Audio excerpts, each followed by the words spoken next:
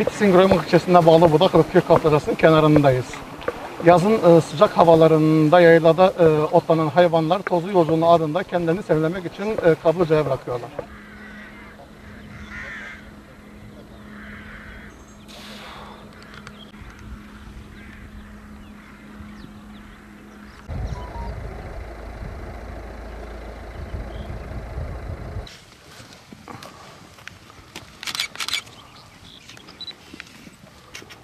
Yalnız oldu adamdı o.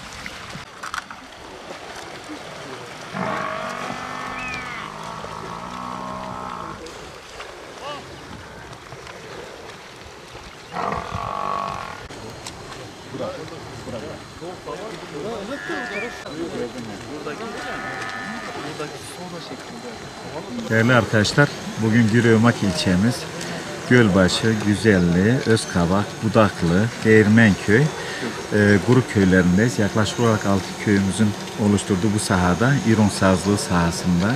Bu bölgemizde manda yetiştiriciliği çok yaygındır. Bitlis ilimizde 2010 yılı itibariyle manda sayımız 700-800 civarındayken 2010 yılında kurduğumuz Manda Yetiştiriciler Birliği ilimizde oluşturduk, kurduk. 2012 yılında Türkiye genelinde kurulan Manda Yetiştiriciler Genel Merkezi'ne aynı şekilde hem kurucu üyesiyiz hem de 2010 yılından bu yana bu birliklerin kurulmasıyla beraber ilimizde 700-800 olan manda sayımız 2019 yılı sonu itibariyle halihazırda 11.000 adete ulaşmıştır. Manda, Bitlis gibi tarım ve hayvancılığa meyilli illerden geçim kaynağı hayvancılık olan ilimizin mandada önemli bir değer ürünümüzdür.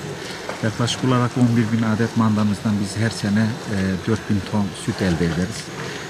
Bu ürettiğimiz sütlerden işte manda yoğurdu, manda peyniri, tereyağı gibi mamul ve yarı mamul ürünlerden ilimize yaklaşık olarak 20 milyon TL civarında katma değer sağlanmaktadır. Kıymetli arkadaşlar, manda önemli bir hayvandır. Derisinden, etinden, sütünden, yağından, işte peynirinden faydalanıyoruz. Mandanın eti diğer sığır ırklara göre daha çok protein barındırmaktadır. Keza aynı şekilde sütü diğer sığır sütlerine göre daha yağlıdır. Piyasadaki değeri daha fazladır. Tarım ve Orman Bakanlığımız Tarımsal Araştırmalar Genel Müdürlüğümüzce ilimizde mandacılık geliştirme adına uygulamakta olduğumuz ulusal bir projemiz vardır. Halk elinde Anadolu Mandası Aslağı projesi. Biz bu proje kapsamında yaklaşık olarak 450 tane üreticimizle 3020 adet mandamızı sürekli takip etmekteyiz. Bunun ıslah çalışmaları bizimle beraber Muş Alparslan Üniversitemizden görevli bir öğretim görevlisi kardeşimizle beraber biz bu proje beraber yürütmekteyiz. Buradaki amaç Anadolu mandasını korunmak, ıslah etmek, göl ve et verimini artırmaktır. İşte Tarım ve Orman Bakanlığımız her sene bütün tarımsal üretimdeki faaliyet kollarında verdiği primlerin yanı sıra biz manda üreticilerimize de prim desteği sağlamaktayız. Birincisi anaç manda yetiştiren üreticilerimize işte manda başına 250 lira olmak üzere her sene aşağı yukarı 1 milyondan fazla biz bir destekleme ödemesi yapmaktayız. Yine aynı şekilde bu anaç mandaların yavruları, malak dediğimiz yavruların bir de yavru desteği olmaktadır. Buzağı diye tabir edilir. Malak desteğimiz de geçen sene itibariyle birinci dönem 500 binin üstünde bir destek ödemesi yaptık. Yılda 2 defa yapıyoruz. 2019'un ikinci dönem malak desteği de devam etmektedir. Halk elinde Anadolu Manda Islah Projesi kapsamında çiftçilerimize özelden elimizde tuttuğumuz, ıslah amaçlı tuttuğumuz anaç mandaları ayrıca bir destek veriyoruz. Hayvan başına 850 TL. 2019 yılı itibariyle çiftçilerimize 2 milyon 700 bin civarında biz ıslah amaçlı manda desteği sağladık. Manda derisi kalın bir hayvandır. Önce onu söyleyeyim. Serinliği sever. Ondan sonra vücut ısısının alışverişinin kolaylığı anlamında manda bataklı ve sulak alanları sever. İçinde bulunduğumuz mevsim itibariyle bizim ahırdan çıkan mandalarımız, kapalı alan mandaları şu anda meramızdalar. Bu İron Sazlı bölgemizde sazlığıyla, bataklığıyla, suyuyla çok kıymetli bir alandır. Aynı zamanda sit alanı da ilan edilmiş burası. Manda bataklığı sever, serinlemeyi sever. Parazitlerden kurtulmak için çamura girer, çıkar. Vücut ısısını dengelemek amacıyla kendini çamura sokar, çıkarır. Böyle suyu seven, bataklığı seven bir hayvandır. Tabiatında o vardır. Bu alanlarda manda yetişimine çok uygundur. Türkiye'de de pek azdır sayıları. Doğrusu bizim için de bir nimettir. Biz de faydalanıyoruz bunlardan çiftçilerimizle beraber. Piran kardeş, Bitlis Damızlı Mandalya Çevirdi Başkanımızıyım. 2010 yılında birliğimiz kurulmuştuk. 650 tane üyemiz var. 450 tane üyemiz projeden faydalanmakta. Devlet destekli projeden faydalanmakta.